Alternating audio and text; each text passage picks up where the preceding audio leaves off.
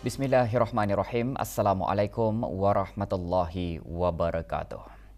Ke bawah Duli Yang Maha Mulia Paduka Seri Baginda Sultan Haji Hassanal Bolkiah Muizzuddin Wad Daulah Ibni Almarhum Sultan Haji Umar Ali Saifuddin Saadul Khairi Waddin, Sultan dan Yang di-Pertuan Negara Brunei Darussalam telah berkenan menghantar titah perutusan tahniah kepada Tuan Yang Terutama Abdel Fattah Al-Sisi, Presiden Republik Arab Mesir, berikutan dengan pelantikannya semula sebagai Presiden Republik Arab Mesir.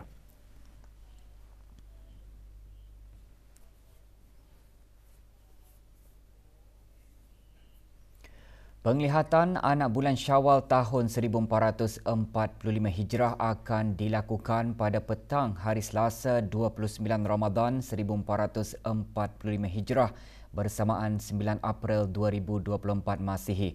Hakim-hakim syar'i dan pegawai-pegawai mahkamah syariah, Jabatan Kehakiman Negara, Jabatan Perdana Menteri bersama pegawai-pegawai dari Jabatan Ukur Kementerian Pembangunan akan berada di tempat-tempat yang ditetapkan untuk merokyah anak bulan Syawal. Tempat-tempat tersebut ialah Menara DST, Lebuh Raya Tunku, Taman Rekreasi Tanjung Batu Kampung Sabun dan Bukit Agut Jerudong bagi daerah Brunei dan Muara, Bangunan Hilal Bukit Ambuk bagi daerah Tutong dan Bangunan Hilal Bukit Lumut bagi daerah Blight. Bagi melancarkan tugas merokyah, orang ramai diminta untuk tidak mendekati tempat-tempat tersebut. Pengumuman 1 Syawal 1445 Hijrah akan disiarkan melalui radio televisyen Brunei sebaik sahaja keputusan rokyah diperolehi. Majlis Khatam Al-Quran terus menyemarakkan bulan suci Ramadan. BIBD Alaf menganjurkan Majlis Khatam Al-Quran bagi para pelajar yang menyertai program BIBD Alaf diadakan di Masjid Omar Ali Saifuddin yang merupakan salah satu inisiatif tanggungjawab sosial korporat bank berkenaan yang bertujuan memperkasa pendidikan.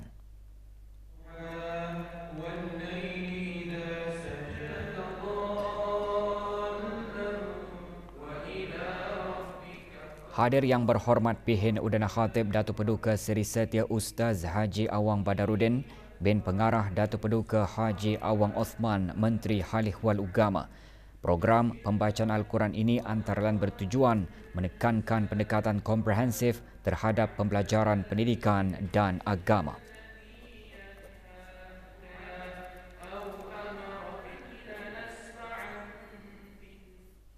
Sementara itu, Kementerian Halih Wal Ugama juga mengadakan Majlis Khatam Al-Quran bagi pegawai-pegawai dan kekitangan wanita. Majlis berlangsung di Masjid Az-Zakirin, Meragang. Hadir Datin Hajah Nahriyah binti Haji Awang Azbi, Isteri Menteri Halih Wal Ugama. Aktiviti keagamaan tahunan kementerian ini adalah sebagai salah satu syiar untuk memakmurkan masjid-masjid di negara ini sekaligus merebut ganjaran besar di bulan Ramadan melalui amalan tadarus Al-Quran.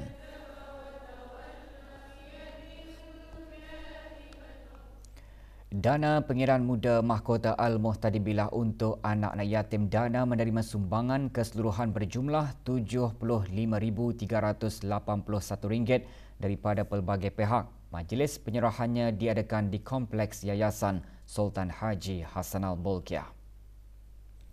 Sumbangan diterima oleh Yang Berhormat Pihin Datu Lelaraja Major Jeneral Bersara Datuk Paduka Seri Haji Awang Halbi bin Haji Muhammad Yusof, Menteri di Jabatan Perdana Menteri dan Menteri Pertahanan kedua selaku pengerusi Lembaga Pemegang Amanah Dana. Maktab Duli Pengiran Muda Al-Muhtadibillah menyumbangkan RM1,460, Persatuan Alumni Sultan Sekolah menyumbang RM1,170 dan Persatuan Fuzu Syi Brunei menyumbang RM72,751.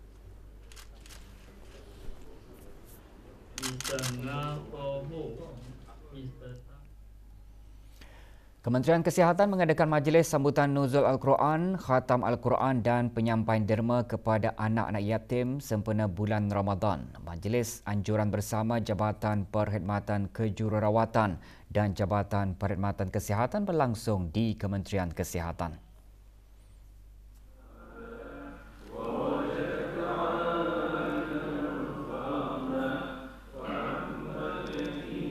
Hadir yang berhormat Datuk Seri Setia Dr. Awang Haji Muhammad Hisham bin Haji Jaafar Menteri Kesihatan memulakan majlis bacaan surah Al-Fatihah, tahtim dan doa khatam serta laungan dikir marhaban.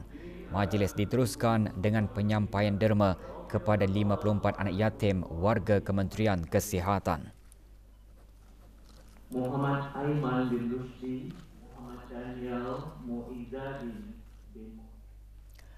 Majlis sambutan memperingati Nuzul Al-Quran juga diungkayakan oleh Kementerian Pendidikan melalui Jabatan Teknologi Maklumat dan Komunikasi dan Pusat Pembelajaran Sepanjang Hayat.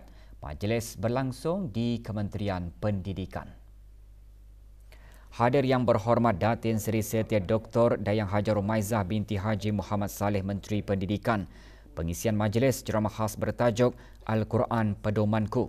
Majlis merupakan salah satu aktiviti tahunan kementerian berkenaan dalam sama-sama memperingati peristiwa turunnya ayat-ayat pertama kitab suci Al-Quran Al-Karim kepada Nabi Muhammad sallallahu alaihi wasallam sebagai wahyu Allah Subhanahu wa taala.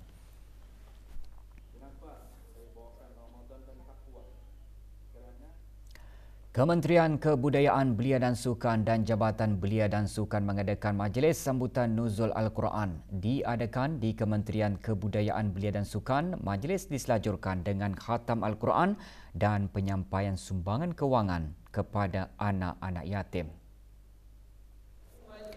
Bacaan surah Al-Fatihah dipimpin oleh Yang Berhormat Datuk Seri Setia Awang Haji Nazmi bin Haji Muhammad, Menteri Kebudayaan Belia dan Sukan. Majlis diadakan bagi memperingati Nuzul Al-Quran yang merupakan salah satu acara kebesaran Islam yang lazim diraikan di negara ini. Majlis turut diserikan dengan ceramah bertajuk Al-Quran Pedomanku. Majlis diselajurkan dengan penyampaian sumbangan kepada 22 anak yatim terdiri daripada anak kepada pegawai dan kaki tangan kementerian tersebut.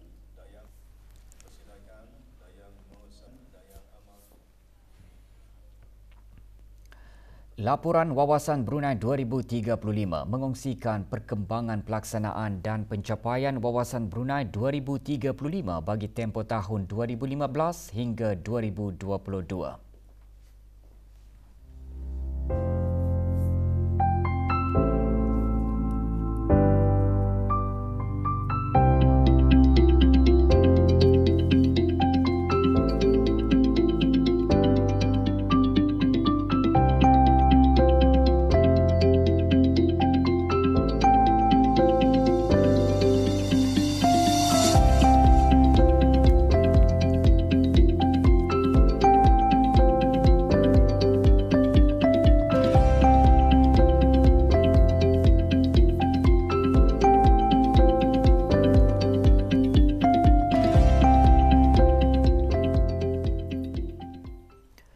Negara Brunei Darussalam kini memasuki tempoh peralihan monsun iaitu tempoh peralihan selepas monsun timur laut dan sebelum memasuki monsun barat daya.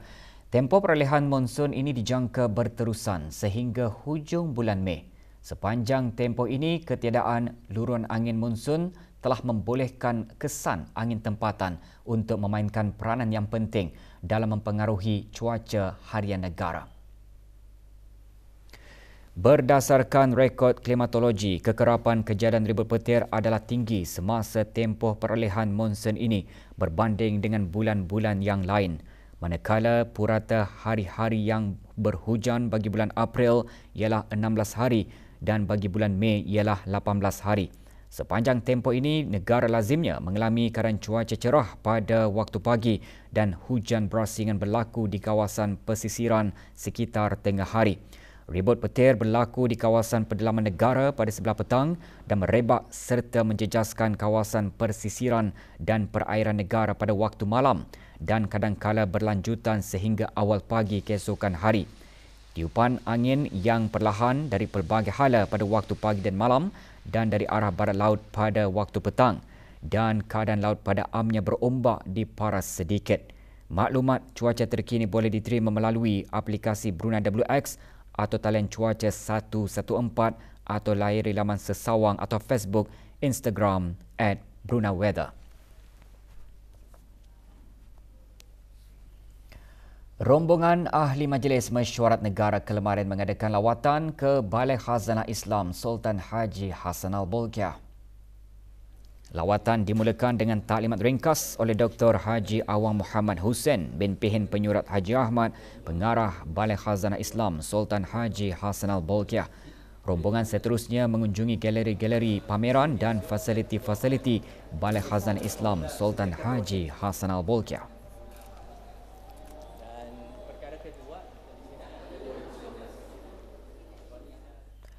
Tiong Won Services Sdn Bhd bersama Arno Zoe Wonderland lewat petang kemarin mengadakan majlis membaca tahlil dan doa arwah. Majlis diadakan di Arno Zoe Wonderland, Kampung Salam Bigar. Hadir yang berhormat Pihin Orangkai Johan Pahlawan Datuk Seri Setia Awang Haji Adnan bin Begawan Pihin Siraja Khatib Datuk Seri Setia Haji Muhammad Yusof, Ahli Majlis Mesyuarat Negara. Majlis diselajurkan dengan penyampaian derma kepada anak-anak yatim yang terpilih serta berbuka puasa. Majlis antara lain bertujuan membantu golongan yang memerlukan di samping memberikan keceriaan dalam menyambut Hari Raya Aidilfitri nanti.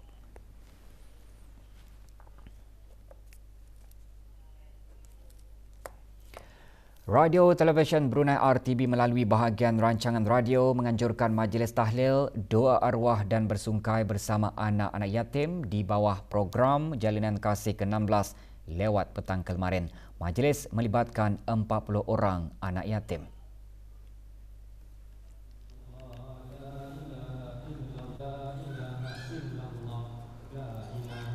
Hadir Awang Muhammad Sofian bin Haji Basri, pemangku pegawai daerah Tutong. 40 orang anak yatim terpilih di daerah Tutong menerima sumbangan. Juga hadir Ahli Majlis Mesyuarat Negara dan Cheong Chi Kiong, pemangku pengarah Radio Televisyen Brunei.